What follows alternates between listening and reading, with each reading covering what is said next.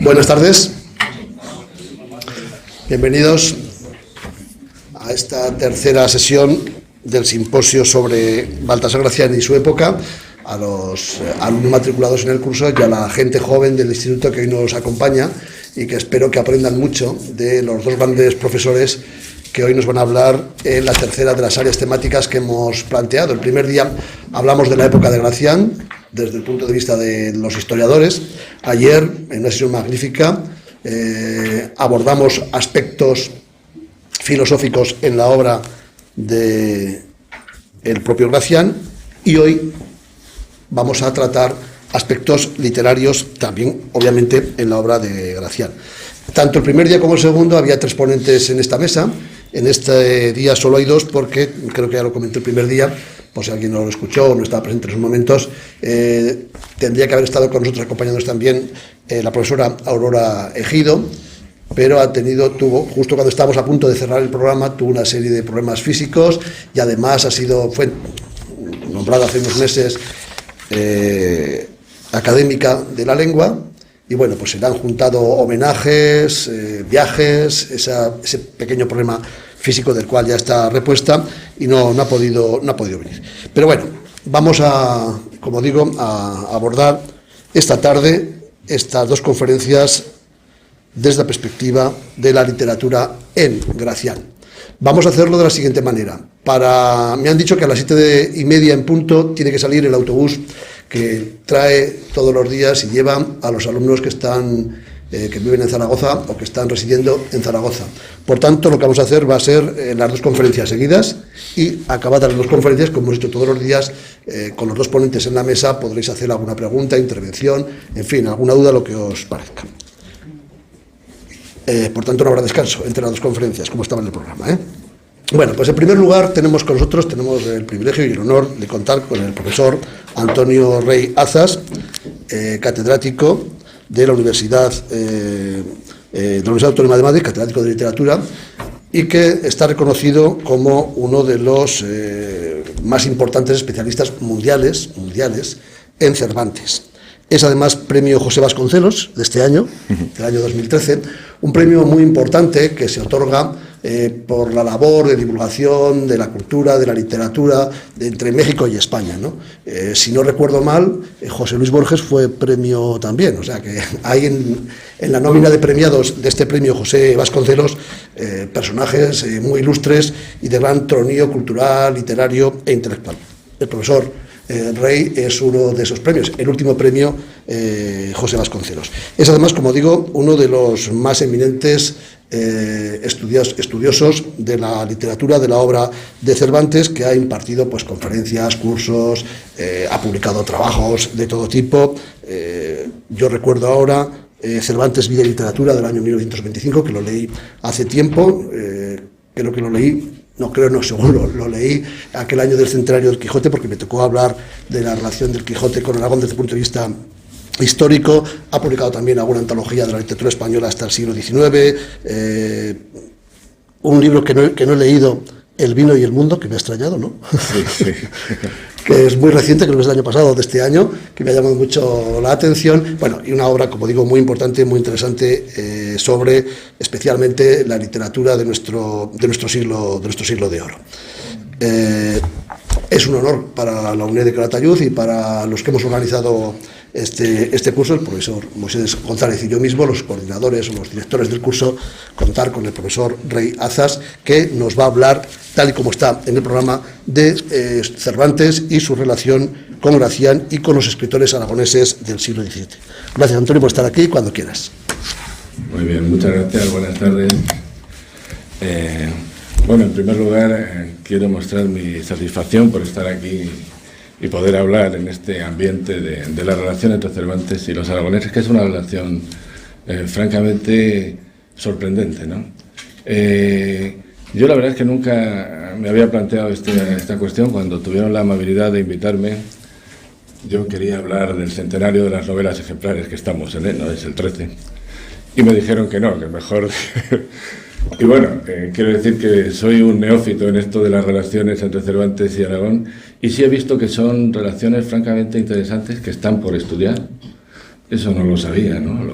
acabo de comprobar, y que plantean problemas muy, muy interesantes, que yo creo que nadie se había planteado, bueno, no sé por qué, por otra parte, ¿no?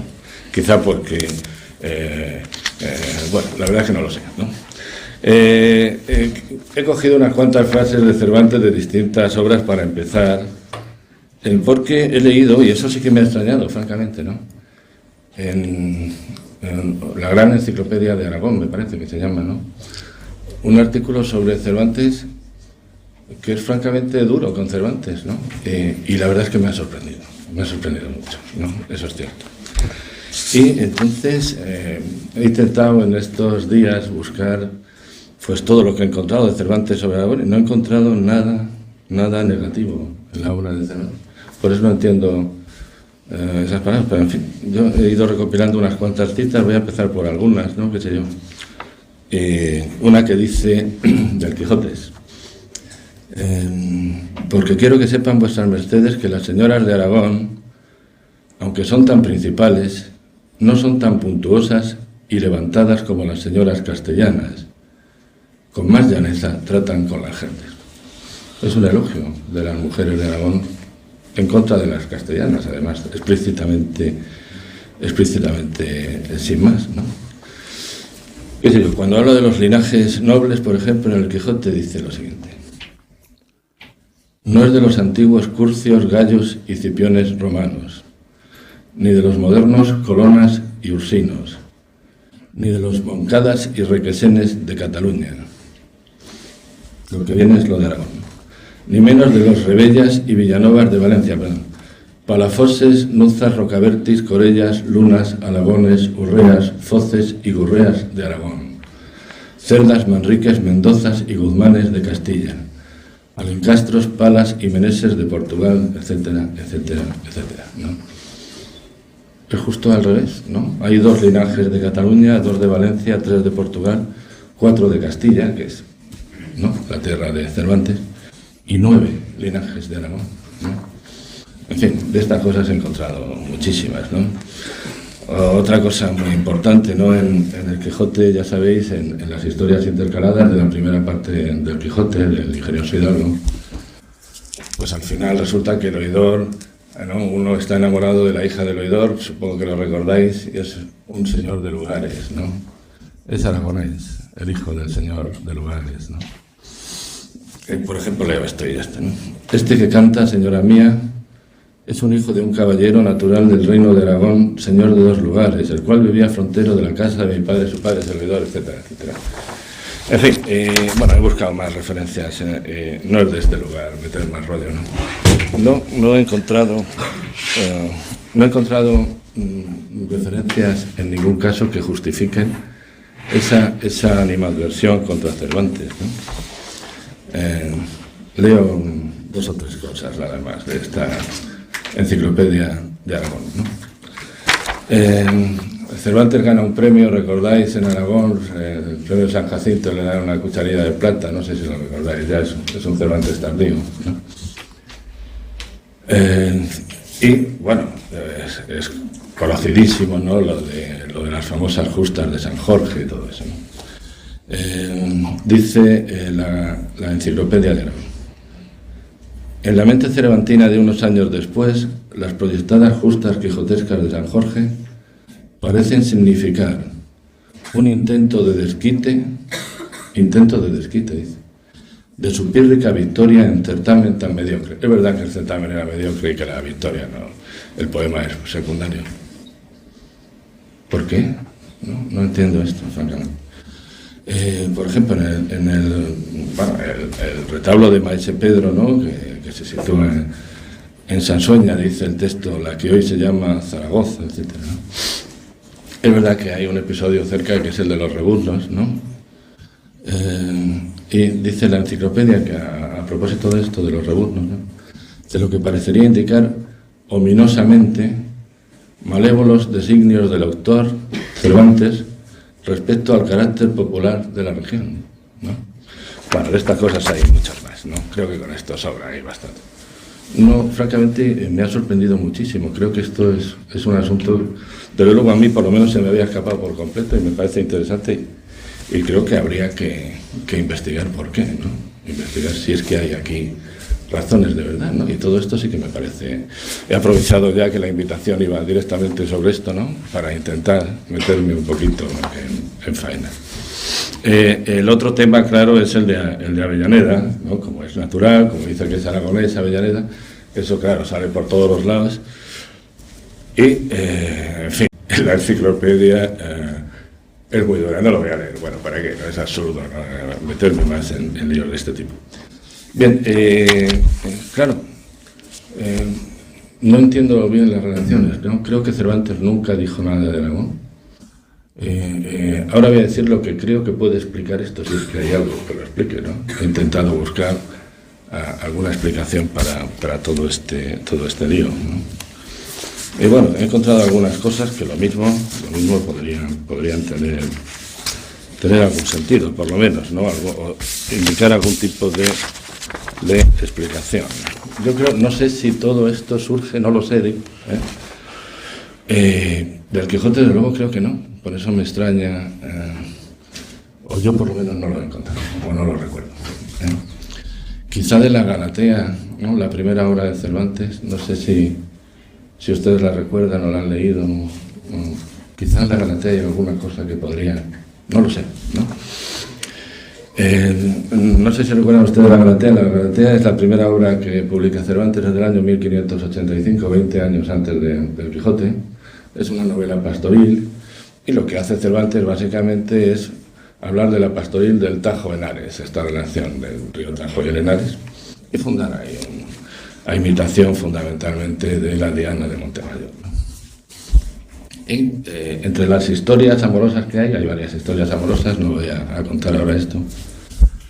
Hay una que es la historia de Rosaura, en la que se interfiere un caballero aragonés. No sé si ustedes la recuerdan o si han leído la Galatea. Quizá, lo mismo viene por aquí todo esto, ¿no?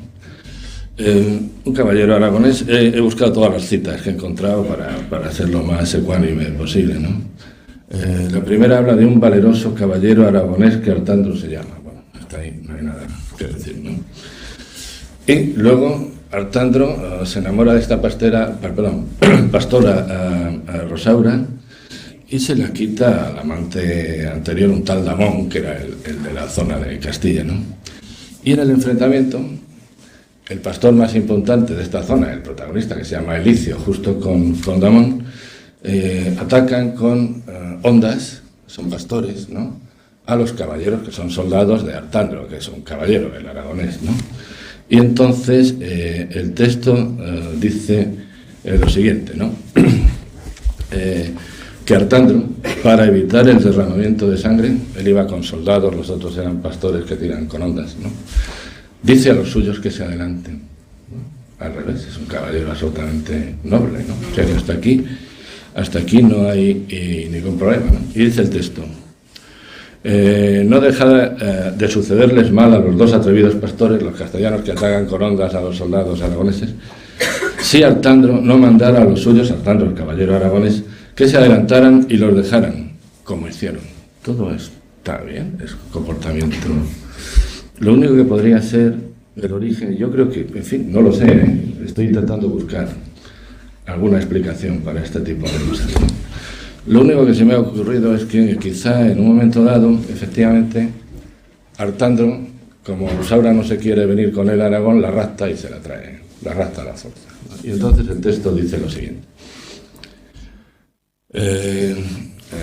los pastores del Tajo dicen que quieren venir aquí a recuperar a la señora, ¿no? Y dice uno de ellos, Elicio, creo, dice: eso fuera las pesadumbres y diferencias, respondió Galatea, la propia Galatea, ¿no?, el personaje central, cuando Artandro residiera en Castilla. Pero si él se encierra en Aragón, que es su patria, quedarse a Grisaldo con solo el deseo de vengarse. Quizá por aquí, ¿no? No lo sé, yo estoy intentando buscar unas explicaciones a este tipo de planteamientos que la verdad es que no entiendo, pero en fin, en cualquier caso buscando alguna explicación. Quizá ahí arranca, ¿no? Pero eso que es simplemente la constatación de que Aragón tenía sus libertades y sus fueros, nada más, ¿no? Lo que está diciendo es que si se la lleva a Aragón no hay nada que hacer, ¿no? Bueno, no sé si será esa la razón, ¿no? En fin, no me entiendo.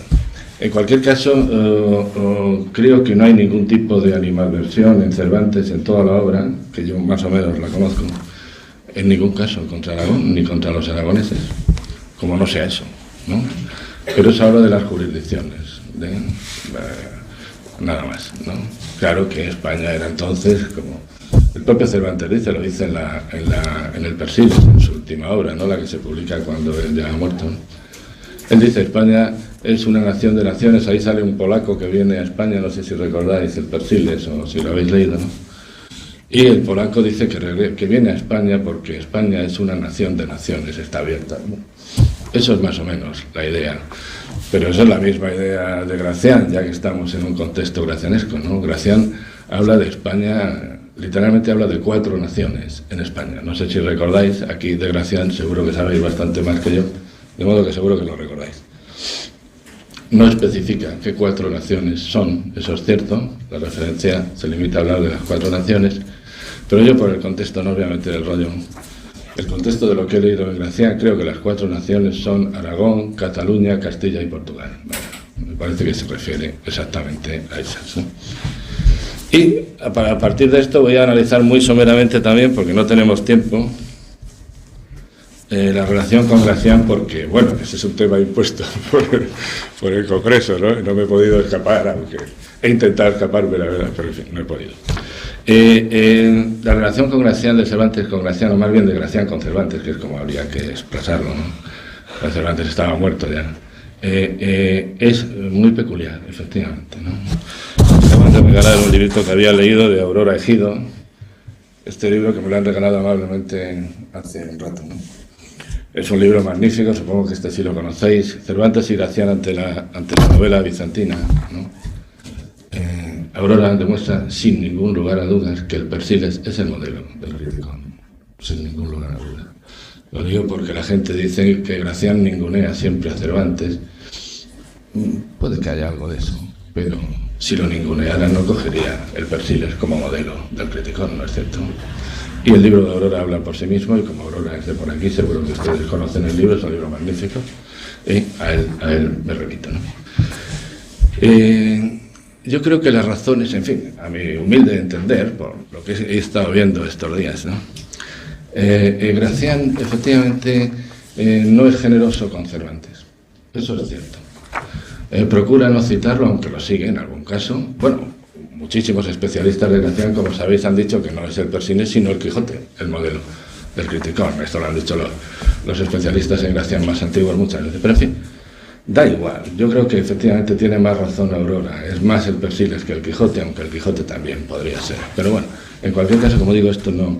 Lo que me interesa es buscar por qué. Creo que una de las razones, me parece a mí, es la relación que tiene Gracián con Mateo Alemán. No sé si ustedes recuerdan. Gracián cita siempre elogiosísimamente y muchísimas veces, a Mateo Alemán. Mateo Alemán, como saben ustedes, es el autor de Guzmán de Alfarache. Os recuerdo las fechas. El Guzmán de Alfarache es una novela magnífica, es una de las claves de la literatura española, y sin el Guzmán de Alfarache no se puede entender el Quijote de Cervantes. Así de claro. El Guzmán, si os recuerdo las fechas un momento, lo digo para situaros. Yo sé que esto es muy complejo, en fin, no sé, pero bueno, no tengo más remedio que hacerlo así. Las fechas del Guzmán de Alfarache tiene 2 partes, son, recordáis, 1599, 1604. Este es el Guzmán de Alfarache, de Mateo Alemán. 2 partes con una historia muy peculiar, porque es que en medio de estas 2 partes, entre la primera de 1599 y la segunda de 1604, un individuo que no sabemos exactamente quién es, lo identificamos con un tal Martí, pero ni siquiera estamos seguros. Acaba de sacar un libro que creen que es un librero valenciano, da igual. Alguien le copia a Alemán la primera parte, y entre las 2 partes de Alemán, del Guzmán de Alfarache, saca una segunda parte apócrifa, en 1602, en medio. La misma historia que el Quijote, ¿recordáis? 2 partes del Quijote. El Quijote no existiría, repito, sin el Guzmán de Alfarache. Ahora intentaré explicarlo un segundito. Las 2 fechas del Quijote las recordáis, 1605 y 1615. Y al final, un año antes de que salga la segunda de Cervantes, en 1614, aparece la segunda apócrifa de Avellaneda, ¿recordáis? Lo digo para situaros. Es curioso, es muy curioso, que se repita la misma historia del Guzmán de Alfarache, la misma de Mateo Alemán, en el caso del Quijote. Es muy curioso. Y por cierto, cuando Cervantes reacciona en la segunda parte, reacciona teniendo también a Mateo Alemán delante. La reacción de Mateo Alemán ante lo que le pasó a él, que fue lo mismo, la tiene Cervantes perfectamente presente, ¿no? ¿Por qué os insisto en lo de Mateo Alemán? Porque es la clave. La literatura española tenía unas ventas mínimas, aparece el Guzmán de Alfarache, esta es la razón fundamental, aparte de otras muchas, ¿no? Pero bueno, aparece el Guzmán de Alfarache en el año 1599, fíjense, 1599, la segunda 1604 del Guzmán de Alfarache. En medio, en esos 5 años, solo de ediciones pirateadas, es decir, libros que no pagaban derechos de autor, para decirlo en castellano corriente y valiente, ¿no? Ediciones piratas, solo ediciones piratas, hay más de 50.000 ejemplares pirateados. Solo los textos que no pagaron derechos a Mateo Alemán, en esos 5 años. Bueno, ¿de qué estamos hablando? ¿De 100.000 ejemplares? Pasamos de 0 al infinito, ¿no? ¿Cuál es el texto básico antes? El que más se ha vendido, la Diana de Montemayor, seguramente. Bueno, al lado será ridículo, De pronto llega Mateo Alemán y la literatura española se convierte en algo inmenso. Cervantes, que está como dicen los castizos, al loro, ¿no? Se da perfecta cuenta. ¿Y qué intenta hacer? Lo mismo. Y otro libro al mismo tiempo. Son 3. En fin, no quiero alargarme porque si no me voy a otra historia por lo que veo, pero en fin. El otro es La pícara Justina, que es de 1605, el mismo año que el Quijote. La pícara Justina se titula literalmente Libro de entretenimiento de la pícara Justina. Ese es el título, Libro de entretenimiento de la pícara Justina. Pues bien, en términos del siglo XVII, los 3, es decir, el Guzmán de Alfarache, la pícara y el Quijote son libros de entretenimiento, tienen la misma concepción. La Justina tiene una segunda parte acabada en la que ella misma dice que se casó con Guzmán de Alfarache. Esa no llegó a publicarse, esa segunda parte que dicen que tenía escrita.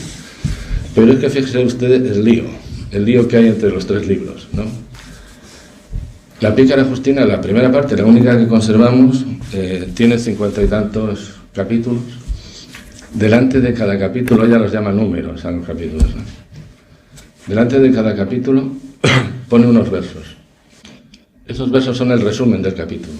Es decir, antes de leer, cada capítulo tiene una forma métrica distinta. 51, 52 capítulos, 52 formas métricas diferentes en cada resumen. Es decir, entre otras cosas, la Justina es hasta una especie de poética, vamos, ¿no? Pero bueno, y entonces en uno de los capítulos dice lo siguiente, la Justina, ¿no? Ella está hablando es una señora aparentemente, una señora aunque a veces habla como un hombre, pero en fin, figura como una pícara. Entonces, en esos versos dice, habla en versos cortados, versos de pies cortados. Esto se le atribuye siempre en la literatura española a Cervantes. Los más famosos versos de pies cortados son los del Quijote, los versos de Cervantes. Bueno, la Justina, que sabe muy bien de qué, usa los versos de pies cortados de Cervantes y dice, literalmente, ¿no?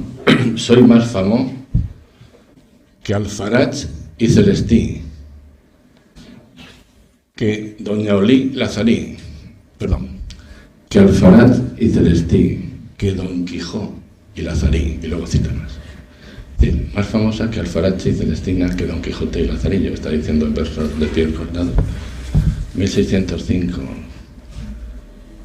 El Quijote se publica en 1605, la primera parte. No pudo leerlo. ¿A qué Quijote? Ya famoso. Dice, más famoso que Don Quijote y Lazarillo, dice la cosa. Bien, con esto no quiero liaros, ¿no? Simplemente quiero decir que los 3 libros están creando algo nuevo. Los 3 a la par por las mismas fechas, ¿no? Algo de proporciones de ventas inmenso. inaudito, ¿no? Cervantes, como sabéis, habla de 36.000, no recuerdo, 36.000 o 32.000, no me acuerdo bien, ejemplares vendidos también, son palabras mayores. Bueno, los pirateos, en el caso del Quijote, son infinitos, ¿no? Son cifras que hoy día serían ventas, ¿no? No estaría mal. La literatura española con mayúsculas empieza ahí, justo con esas tres obras que están interrelacionadas. La Justina se dice que se casó con Guzmán de Alfarache y habla de un Quijote famoso ya antes de publicar. Todo esto es un lío entrelazado, ¿no? Bien, ¿cuál es el gran escritor aquí? Bueno, Cervantes, por supuesto, ¿no? Hoy día nadie duda lo de Cervantes, ¿no? El Instituto Noruego del Libro hizo un concurso, esto no hace tanto, fue el 2002, si no recuerdo mal, para ver cuáles eran las 100 mejores obras ahora mismo, de la literatura universal, ahora mismo. Llamaron a los 100 mejores escritores del mundo, creo que había un español, si no recuerdo mal, o sea que no estábamos mal representados, ¿no? Estos señores en el 2002 dijeron que el libro más importante de la literatura universal es el Quijote. Cuidado, con el 50% más de votos que tenía el segundo, o sea, por absoluta unanimidad. El segundo, por cierto, fue En busca del tiempo perdido, de Marcel Proust, y el tercero fue Crimen y castigo, de Dostoyevski. Eso es lo que decía El País. Lo demás no lo sé porque la nota del País se acababa ahí, ¿no? Claro, estamos hablando, como digo, de un libro que nació como en competencia ¿contra quién? Contra el Guzmán de Alfarache. Bueno, y después de este rollo me voy a Gracián, porque ya si no me voy a enrollar, acabo hablando de otra cosa al final. ¿Quién es el autor que más elogia a Gracián? Mateo Alemán, sin ninguna duda, y aquí sí que ustedes son expertos en Gracián. Yo he escogido unas cuantas citas de Gracián sobre Mateo Alemán simplemente para leerlas aquí, ¿no? Agudeza y arte de ingenio. Por otro encarecimiento explica con su mucha erudición y sazonado estilo Mateo Alemán la sencillez, etcétera, etcétera. Después, segundo, elogia el discreto arancel de necedades de Mateo Alemán, lo dice. Esto es del Guzmán de Alfarache. Tercera cita, de lo mismo, ¿no? Las parábolas y alegorías no han de ser muy largas, desgraciando, ni muy continuas. Alguna de cuando en cuando refresca el gusto y sale muy bien, como lo fue esta del célebre Mateo Alemán en su atalaya de la vida, etc. La agudeza otra vez. Mateo Alemán con su gustoso estilo lo refiere así y puede servir de traducción. La fábula, una fábula de Júpiter. Bueno, en fin, hay montones de referencias de Mateo Alemán. Otra, por ejemplo, esta también. Por eso ha sido tan leído y celebrado Mateo Alemán, que a gusto de muchos y entendidos es el mejor y más clásico español. Gracias. ¿Qué cosa más dulce puede hallarse? ¿Qué cultura que llegue a la elocuencia natural de Mateo Alemán, etcétera? Bueno, montones. Y me he dejado la guinda para el final. Hay más, no las he cogido todas, porque tampoco voy a cansar. Esta ya es el no va más, ¿no? Dice que Alemán es el mejor escritor que ha habido en castellano en la historia de la literatura española. Dice, aunque de sujeto humilde, Mateo Alemán, o el que fue el verdadero autor de la atalaya de la vida humana, que por lo que veo Gracián tiene unas dudas aquí, o el que fue el verdadero autor del Guzmán de Alfarache, la atalaya de la vida humana, ¿no? Fue tan superior en el artificio y estilo que abarcó en sí la invención griega, la elocuencia italiana, la erudición francesa y la agudeza española. No hay quien de más. Mateo Alemán. Muy bien, bueno. ¿Qué es Mateo Alemán para Cervantes? Yo creo que a lo mejor por aquí podemos entender esto. Es un problema, me parece a mí, de estética y de concepción de la literatura, creo que vamos. ¿Qué significa que era Alemán para Cervantes? Fue su piedra de toque, efectivamente. El Quijote no sería lo que es si no tuviera delante el Guzmán de Alfarache, si no lo hubiera tenido delante. De modo que, ¿por qué? El Guzmán de Alfarache, no sé si ustedes lo recuerdan o lo han leído, pero en fin, es un libro magnífico, escrito como dice Gracián. Yo creo que Gracián tiene toda la razón. Es el mejor castellano posible en prosa. Cervantes es un novelista magnífico, sí. ¿Es mejor que Mateo Alemán? Bueno, sin ninguna duda. Ahora, ¿cómo es el castellano de Cervantes? ¿Ustedes han leído El Quijote? está lleno de anacolutos, de problemas, ¿no? ¿Cómo es el de alemán? El de alemán es impoluto, es magnífico. Si tuviéramos que enseñar lengua en vez de literatura, habría que poner siempre ejemplos de Mateo Alemán, no de Cervantes. Cervantes es genial como novelista, pero el castellano, ustedes lo recuerdan perfectamente, basta con coger el Quijote y echarle una ojeadita, ¿no es cierto? ¿De qué está hablando Gracián? Del castellano, de alemán. Tiene razón, tiene toda la razón. Ahora, ¿qué es lo que no entiende Gracián? La calidad novelesca. El Quijote, ¿cómo es que el mundo entero cree que es la obra más importante? Ahora, en el siglo XXI. ¿Por qué? La nota del País añadía una cosa que a mí me llevó al alma, yo que soy muy cervantista, claro, ya lo ven ustedes, ¿no? Me llevó al alma que decía, un escritor nigeriano, decía el País, que se llama Ben Okri, dice que el Quijote es la única obra que hay que leer antes de morir. ¿Y eso? ¿Un nigeriano ahora, en el siglo XXI, dice que el Quijote es otra cosa? Pero no el castellano del Quijote. ¿Qué le vamos a hacer? A mí me duele decirlo, pero en fin, es así, es así. Cuando Gracián está diciendo esto de alemán, tiene razón. Gracián sabía que existía esta polémica entre Cervantes y Alemán. Yo sospecho que sí. Vamos, estoy seguro. ¿Por qué? Porque lo de Cervantes fue frontalmente contra quién, contra Mateo Alemán, fue Cervantes. Ni lo dudó. ¿Por qué? Vio dónde estaba el mercado, cuál era el éxito, y dijo aquí. Y ahí nace el Quijote. Y dijo, a este le voy a demostrar yo cómo se escribe una novela. Ahora, puede que lo demostrara, pero no cómo se escribe en español, efectivamente. Yo creo que lo que hay es una concepción estética distinta, ¿no? Me parece a mí que lo que hace Gracián es partir de un presupuesto literario, estético muy diferente al de Cervantes. Cervantes es muy descuidado, sí lo es genial también, sí. ¿Qué pasa? Que cuando se traduce a Cervantes al inglés, al francés, al alemán, yo no sé cómo serán las traducciones, pero supongo que lo ponen en inglés correcto, ¿no? Y debe ser maravilloso leer eso, ¿no?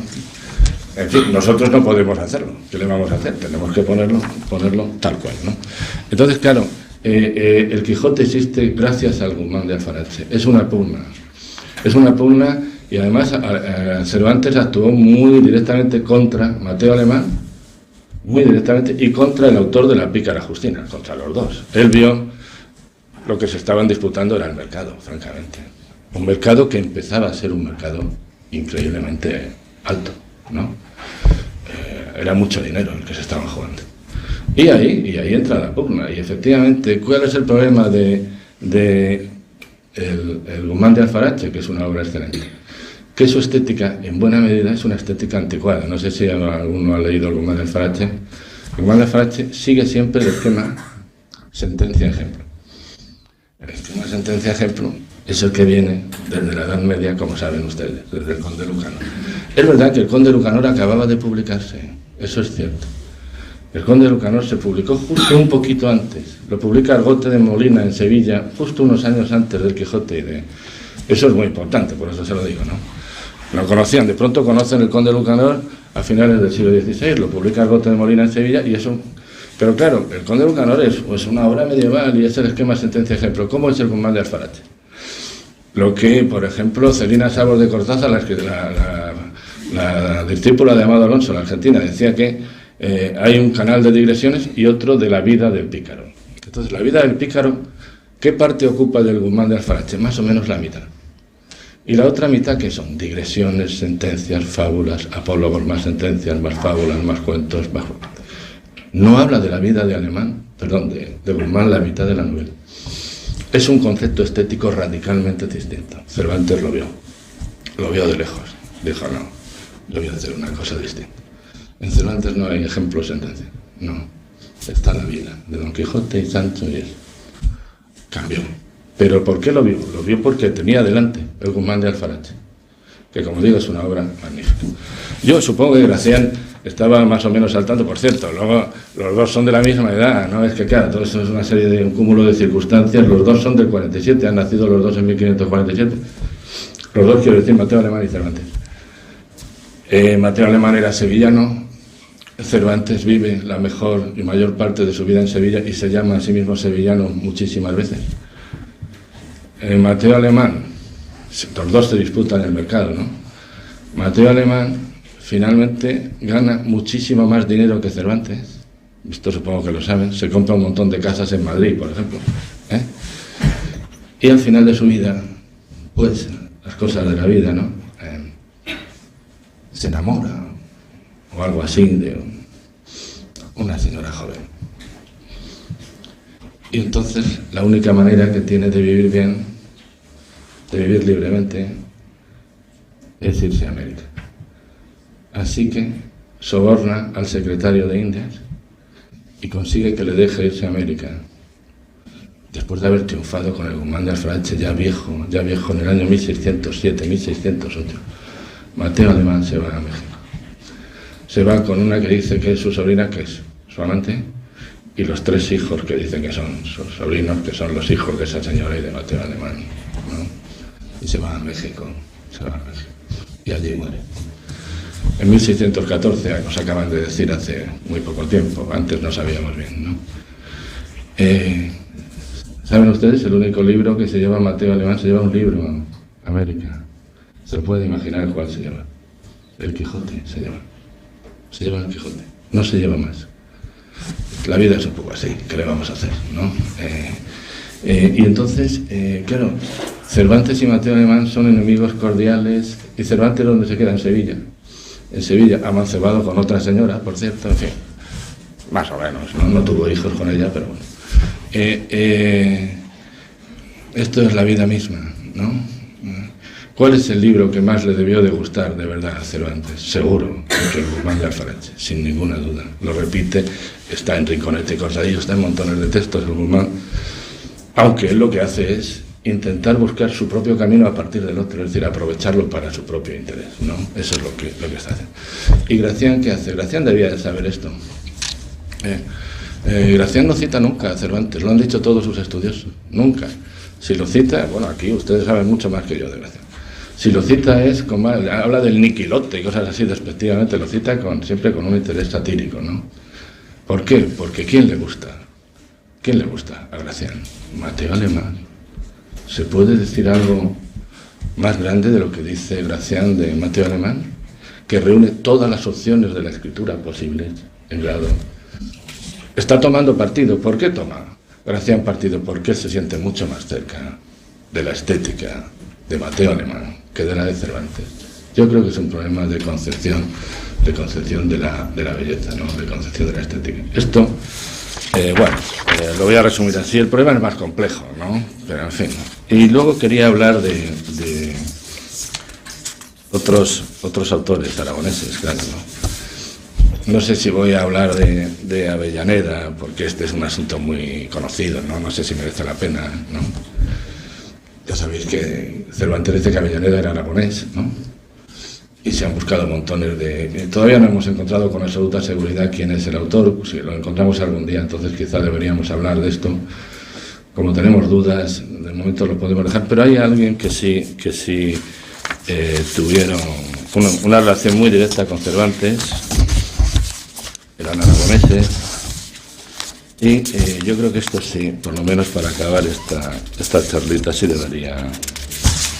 debería decirlo, ¿no?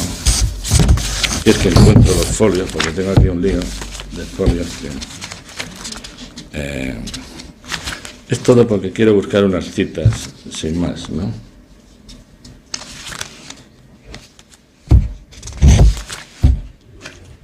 Sí, perdón.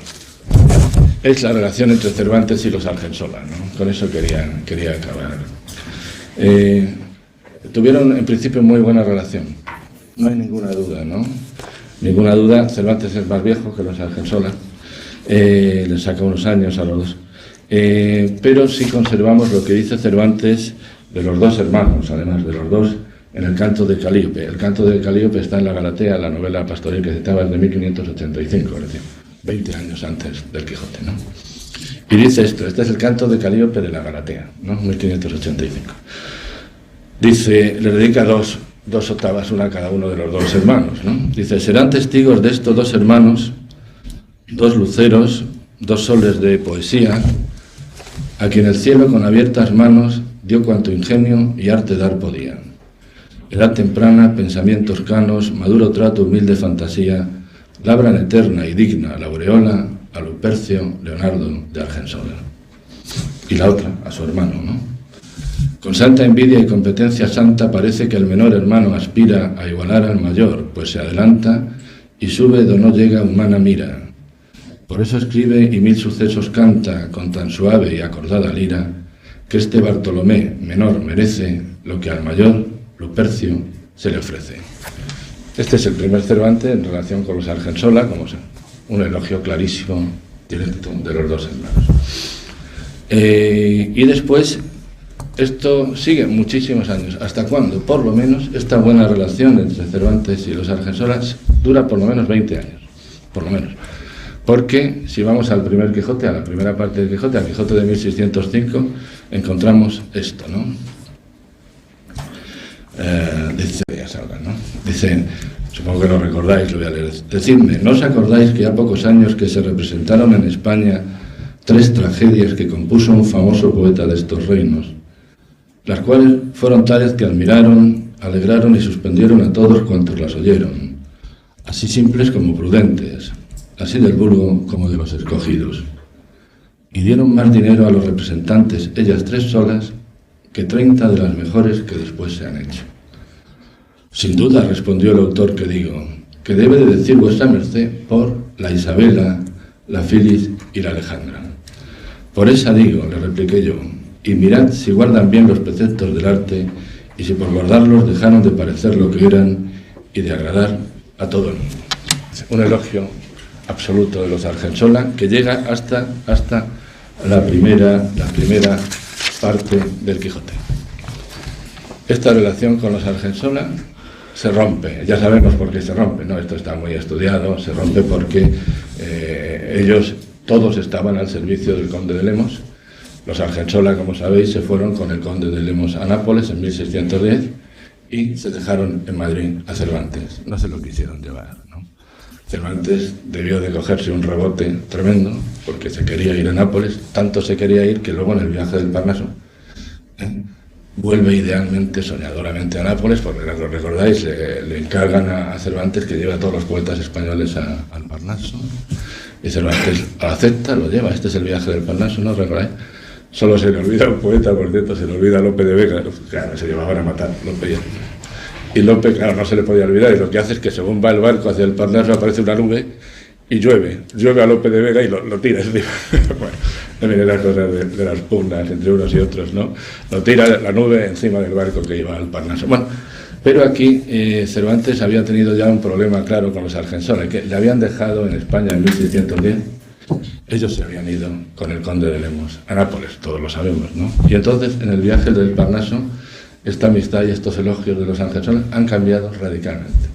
Esto es el año 1614, ¿no? 1614. Dice así, la otra cara de la moneda, ¿no? Mandóme el de la ligero calzado es Mercurio, que tenía 2 alas, como recuerdan, ¿no? Que me aprestase y fuese luego a tierra a dar a los lupercios un recado, en que les diese cuenta de la guerra temida y que a venir les persuadiese al duro y fiero asalto, al cierra.